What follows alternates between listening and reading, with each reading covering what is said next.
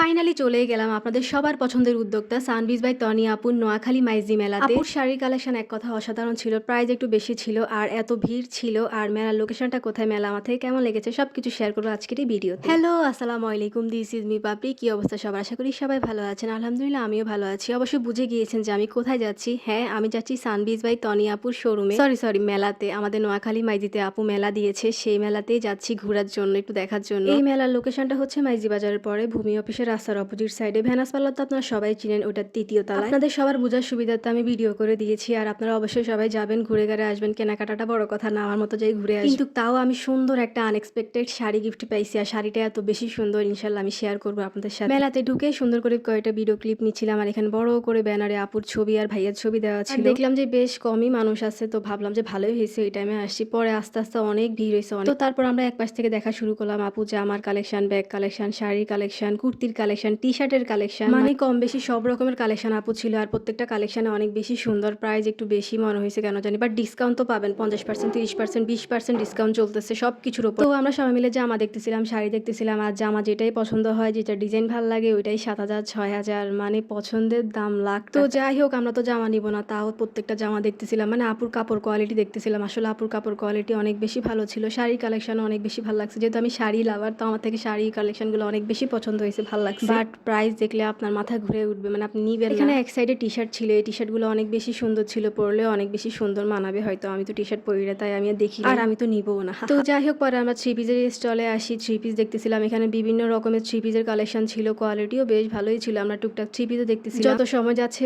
ভিড় এত বেশি হইতেছে, আর এসি চলতেছে, এসির বাতাস তো গায়ে লাগতেছে না, এত বেশি গরম আর এত বেশি মানুষ। সবাই তো অনেক বেশি শপিং করতেছে, অনেক। আর শপিং তো করবে, সবার পছন্দের তনিয়াপুর মেলা বলে কথা। আর নোয়াখালী তো ধনী জেলা, তো ধনী জেলা মানুষ তো ধুমাই শপিং করবে, এটা তো স্বাভাবিক। আর এদিকে আমরা খুব মনোযোগ দিয়ে একটা থ্রি পিস দেখতেছিলাম, কাপড় কোয়ালিটি দেখতেছিলাম, তারপর অনেক ছবি ভিডিও তুলি, সবাই মিলে অনেক বেশি মজা করতেছিলাম। আর মেলা 3-4 বার রাউন্ড দেওয়া শেষ। আর এদিকে সূচনা আপু শাড়ি দেখতেছিল, আর উনি যেহেতু নিজেই শাড়ি বিজনেস করে, উনি শাড়ি সম্পর্কে ভালো বুঝবে, আর এটা নাকি ওনার পেজেও আছে। তো দেখলো যে এখানের প্রাইস কত, এখানের প্রাইস অনেক বেশি ছিল। আর এদিকে এত ভিড় ছিল, মানে মানুষের কারণে এসির বাতাসও গায়ে লাগতেছিল না। পরে আমি ফ্যানের সামনে দাঁড়াইছিলাম, মানে এত বেশি ঘামাচ্ছিলাম, এত বেশি গরম। আমরা নারী, আমরা শাড়িতে আটকাই, শাড়ি দেখলে আমরা ওখানে দাঁড়ায় যাই। তো এখানে আমরা অনেকগুলো শাড়ি কালেকশন দেখতেছিলাম, আর আপু একটা শাড়ি অনেক বেশি পছন্দ করে। তো আপু জিজ্ঞাসা করতেছিল যে এই শাড়িটা কেমন, নিবে কিনা, সবকিছু ঠিকঠাক আছে কিনা, ব্লাউজ পিস ঠিক আছে কিনা, সবকিছু চেক করে নিচ্ছিল। ফাইনালি শাড়িটা নিছে। আর এদিকে আমি একটা শাড়ির দাম দেখে হা হয়ে গেছে, মানে এত বেশি প্রাইস ছিল। তো যাই হোক, দেখলাম যে মানুষ আরো বাড়তেছে, এত ভিড়, এত মানে হাঁটাই যাচ্ছিল না, এত ধাক্কা ধাক্কি, আর এত